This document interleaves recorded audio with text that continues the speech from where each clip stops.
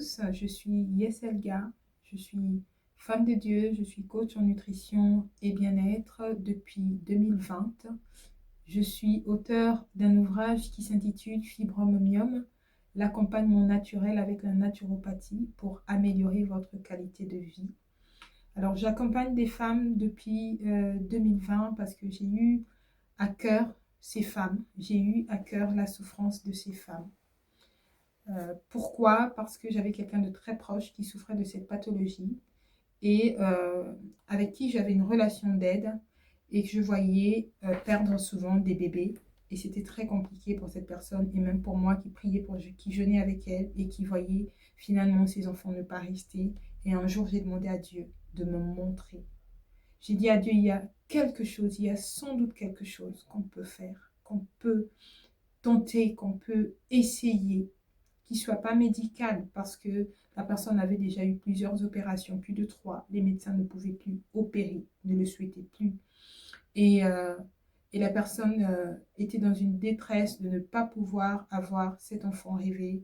Et finalement, il nous restait la prière. Mais j'ai dit à Dieu, au-delà de la prière, tu es celui qui est l'auteur de la connaissance. Tu es celui qui a créé toutes choses. Est-ce qu'il n'existe pas des moyens pour aider ces femmes? Et j'ai commencé à recevoir, le Seigneur m'a mis à cœur de faire des recherches et j'ai commencé à rechercher en naturopathie, en phytothérapie, en aromathérapie, tout ce qui pouvait aider les femmes dans cette condition à pouvoir améliorer leur qualité de vie, à pouvoir améliorer les symptômes par lesquels elles passaient. Donc c'est pour cela que mon cœur bat pour ces femmes, mon cœur a commencé à battre pour ces femmes à cause de ma sœur. Moi-même, je ne souffre pas de fibrome, mais je souffre de syndrome post-menstruel, mais vraiment très, très, très douloureux. Et je souffre d'endométriose. Mais par la grâce de Dieu, je me porte très bien et je vis très bien mes cycles aujourd'hui, même si sur les papiers, les diagnostics existent toujours. Alors, comment je décrirais la vie des femmes qui souffrent justement d'une maladie en rapport avec l'utérus ou même avec un déséquilibre hormonal, en tout cas en rapport avec une problématique de santé féminine? Je dirais que ce sont des femmes qui vivent non seulement dans la douleur, elles vivent au quotidien dans la tristesse, elles ont aussi parfois de la colère parce qu'elles vivent cela, cette souffrance-là, comme étant une injustice. Et souvent, on a la question qu'on pose tous ou toutes à un moment donné de sa vie à Dieu, pourquoi moi? Pourquoi je passe par là? Qu'est-ce que j'ai fait de mal? Pourquoi ça m'arrive à moi? Et ce que je voudrais dire à une femme, c'est peut-être de changer la manière de poser la question, de dire à Dieu, Seigneur, je vis cela, qu'est-ce que tu veux m'apprendre dans ces temps? Comment tu veux que je me relève? Tu me fais passer ou tu permets que je passe par cette problématique, pour quelle raison? Qu'est-ce que tu veux m'apprendre?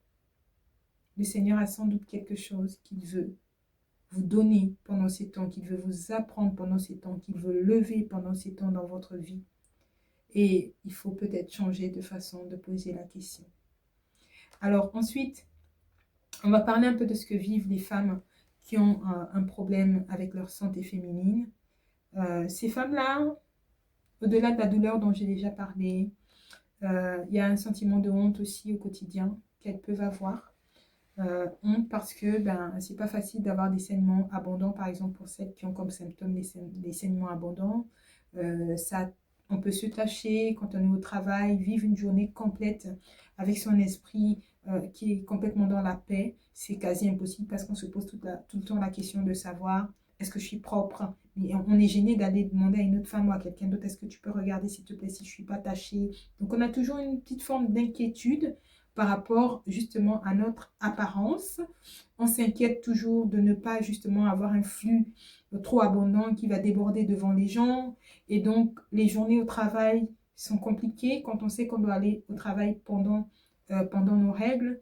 À côté de ce sentiment de honte qui s'installe par rapport à notre apparence, il y a aussi celles qui, avec les fibromes, on peut avoir un ventre prononcé parce que le fibrome est grossi comme comme un être vivant à un moment donné. Il peut avoir la taille d'un citron, la taille d'une orange, la taille de la tête d'un bébé, finalement la taille d'un être humain. Ils peuvent avoir des poids vraiment très, très effrayants.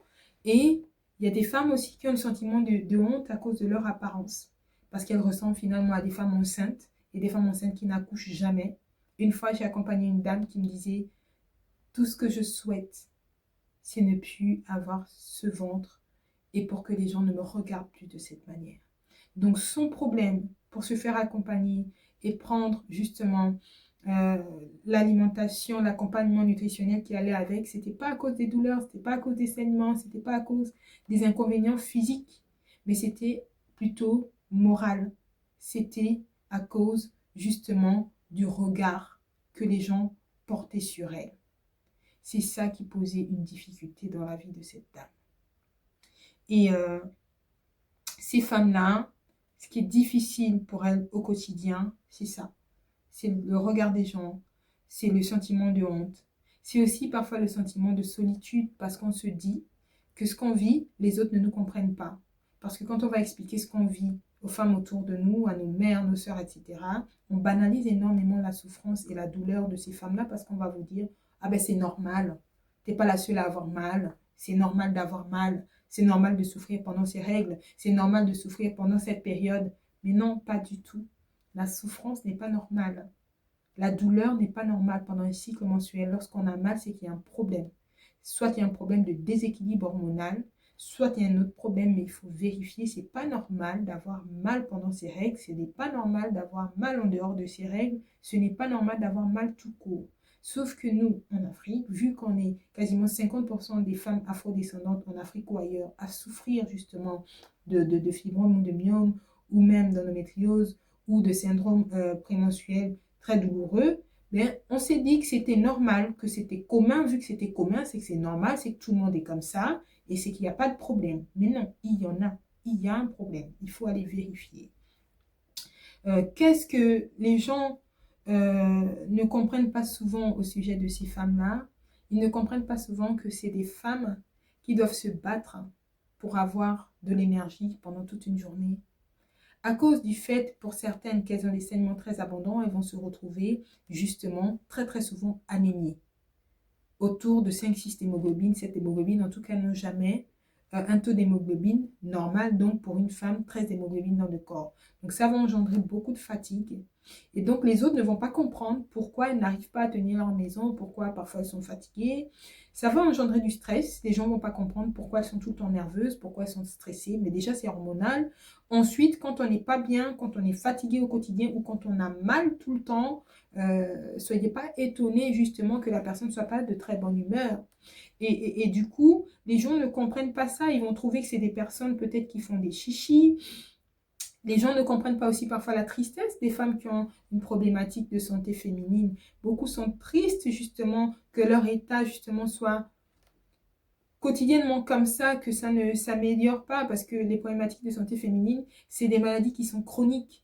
Donc c'est pas aujourd'hui on l'a, demain on l'a pas. Notre utérus est dans cet état-là, c'est chronique. Même quand on retire les fibromes, et même dans le cas des fibromes, ils reviennent plus tard parce qu'ils sont hormonodépendants. Ils dépendent des hormones qui font fonctionner notre cycle. Donc, tant qu'on est une femme qui a son cycle menstruel qui fonctionne, on va toujours avoir des fibromes qui vont se recréer avec le temps, tant qu'on n'est pas ménopausé. Et ça, parfois, les gens ne savent pas ou ne le comprennent pas. Et donc, ils ne comprennent pas pourquoi vous êtes souvent triste, pourquoi vous êtes parfois souvent en colère, pourquoi vous êtes parfois énervé, pourquoi vous avez peur. Voilà, les gens ne réalisent pas que les femmes qui ont des problématiques de santé féminine, malheureusement pour beaucoup, on va dire à 70-75%, elles ont des difficultés pour enfanter et ça entraîne des problèmes d'infertilité, que ce soit le SOPK, les fibromes ou les myomes, selon là où ils sont positionnés. S'ils sont positionnés dans votre muqueuse de l'utérus, s'ils sont positionnés d'une certaine manière, ils vont empêcher à l'œuf de s'accrocher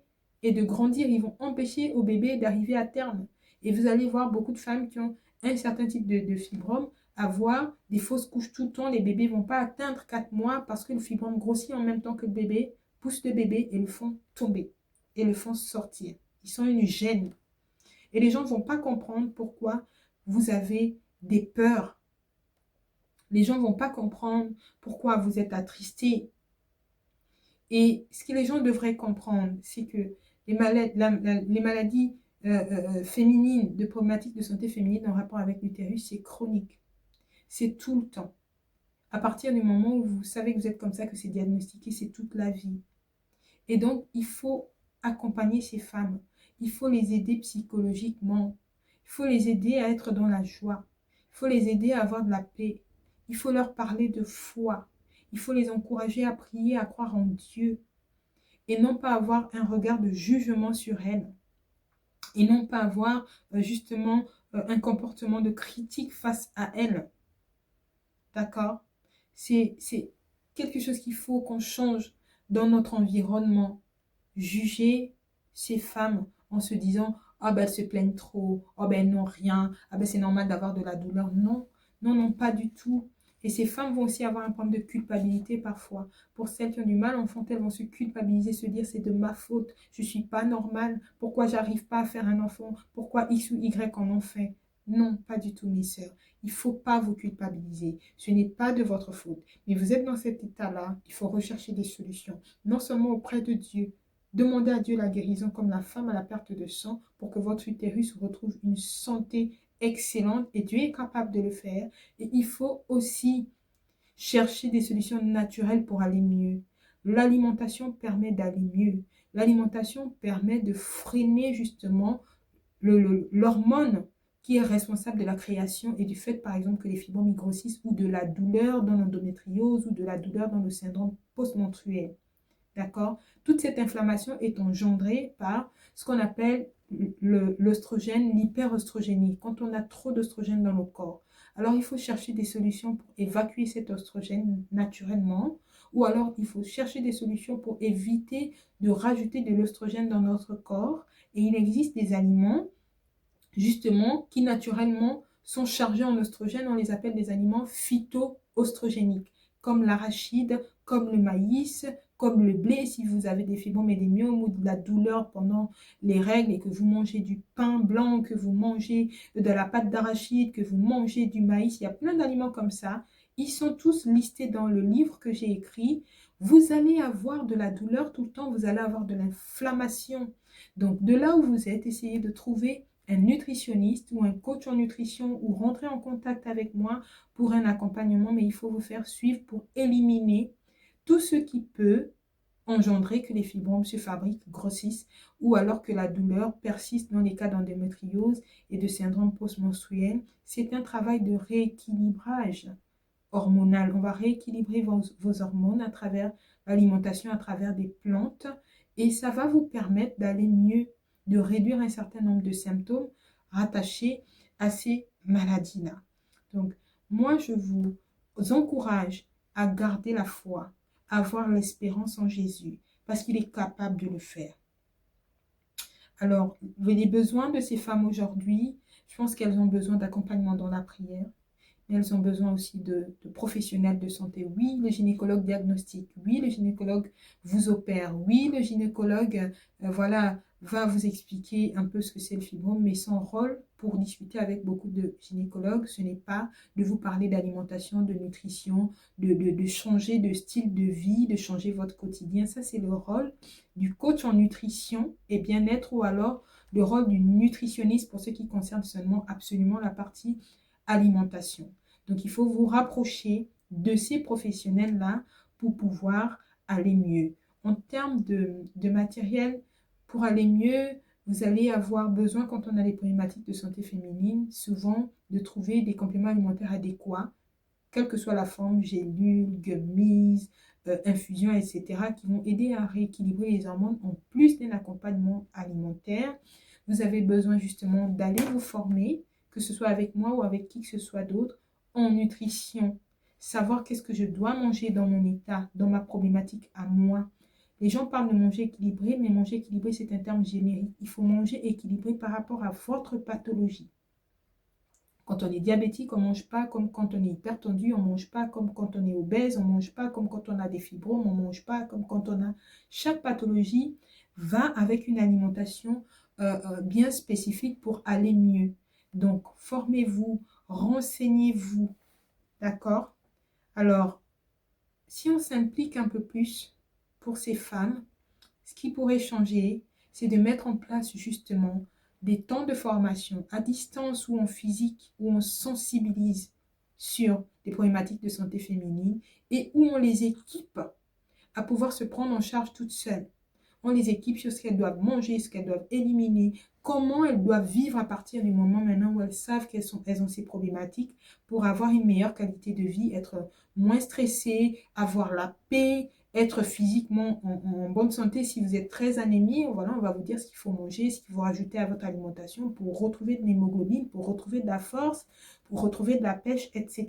Donc, accompagner au niveau de la formation en alimentation, trouver des professionnels de nutrition et bien-être pour pouvoir encadrer les femmes, ça va beaucoup les aider. Parce que souvent, les femmes, quand elles me rencontrent, elles me disent « Oh, je ne savais pas, on m'avait jamais dit ça. Si je vous avais rencontré il y a 5 ans, peut-être que j'aurais eu mon enfant avant d'être ménopausée. Si je vous avais rencontré avant, peut-être que je n'aurais pas passé toutes ces années dans la dépression, dans la tristesse, dans la colère, etc. » L'information sauve. La parole de Dieu dit, mon peuple périt faute de connaissance. Pas seulement la connaissance de la parole de Dieu, mais toute connaissance qui est utile à l'homme. Moi, c'est ce que je dis souvent. On périt faute de connaissance. Quand on ne sait pas quelque chose, on peut mourir. Quand on n'a pas une bonne information, on peut mourir. Et cette information sur l'alimentation qui peut améliorer la condition de vie de ces femmes qui ont des problématiques de santé féminine, c'est une information qu'on doit véhiculer. On doit encourager beaucoup plus de femmes à chercher à s'alimenter correctement par rapport à leur pathologie. Et je pense que ça en aiderait beaucoup et ça en sauverait beaucoup. Ça améliorera en tout cas la manière dont vous vous sentez physiquement et même la manière dont vous vous sentez psychologiquement. Et bien sûr, il ne faut pas lâcher la prière, il ne faut pas lâcher le Seigneur, il faut s'accrocher au Seigneur, il faut s'accrocher au pan de sa robe et la guérison, comme pour la femme à la perte de sang, sera au rendez-vous. Donc, l'ONG, vraiment, l'Étoile du Midi et la cagnotte de cœur Ezer peut aider ces femmes concrètement en mettant en place justement des types de séminaires comme ça, comme elle le fait là, en mettant en place des formations, en invitant les nutritionnistes pour coacher les femmes, parler aux femmes, accompagner, faire des suivis sur 3 mois, sur 6 mois des femmes et voir l'état de santé des femmes s'améliorer. Voilà ce que je peux vous dire pour vous encourager. Ne lâchez pas la prière. Continuez de demander à Dieu d'intervenir miraculeusement dans votre vie et vous verrez la guérison au rendez-vous. Et vraiment considérez tous les conseils sur l'alimentation que vous pourrez trouver dans mon livre ou même en dehors. Faites des recherches sur comment je peux m'alimenter avec le fibrome, avec le myome, qu'est-ce que je dois enlever. Moi, le livre, il permet juste de gagner du temps parce que je vous ai déjà tout mis à l'intérieur, tout listé. Il n'y a plus besoin de faire des recherches à gauche et à droite. Vous avez tout à l'intérieur et j'ai même écrit des guides aussi que je peux mettre à disposition qui peuvent être imprimables et qui vont vous être commercialisés à un coût moindre par rapport au livre, mais où vous avez en tout cas toutes les informations aussi qui peuvent vous servir. Dans les guides, vous n'avez pas les causes, les symptômes, les conséquences, mais vous avez juste ce qu'il faut en termes d'alimentation pour aller bien. À la différence du livre où je parle vraiment de toutes les causes, les symptômes, les connaissances pour ceux qui veulent vraiment bien comprendre pourquoi ils ont des fibromes et des myomes, en tout cas de manière biologique, physiologique. Donc voilà, je vous encourage et je vous laisse avec une petite prière. Seigneur, je te recommande toutes ces femmes, vraiment, de l'Étoile du Midi et de la cagnotte de cœur d'Ezer. Seigneur, toutes ces femmes qui sont dans le ministère Ezer Academy et qui vont suivre vraiment cette intervention. Seigneur, je prie que par l'autorité du nom puissant de Jésus-Christ, la guérison les localise, Père éternel, dans leur utérus, dans leurs hormones, Seigneur, que tu viennes tout rééquilibrer. Tu es celui qui peut tout régénérer. Tu nous as créés, alors tu peux régénérer nos organes, tu peux régénérer notre corps. La parole déclare que tu es El Rapha. Je prie que tu sois El Rapha pour toutes ces femmes maintenant qui ont écouté le son de ma voix et qui ont écouté cette vidéo. C'est dans le nom puissant de Jésus que j'ai prié avec foi, que je dis Amen. Amen, amen. Voilà, soyez bénis, mes sœurs. Je vous laisse entre les mains du Seigneur et vous êtes à la bonne place à Ezer Academy pour être formés et pour grandir et pour évoluer avec le Seigneur selon les valeurs du royaume. Voilà, sous la direction et la formation de ma sœur bien-aimée, voilà, une sœur de destinée, Nadie, c'est comme ça que je l'appelle, sœur de destinée. Soyez bénis, bénis, bénis, bénis dans le nom de Jésus. À bientôt.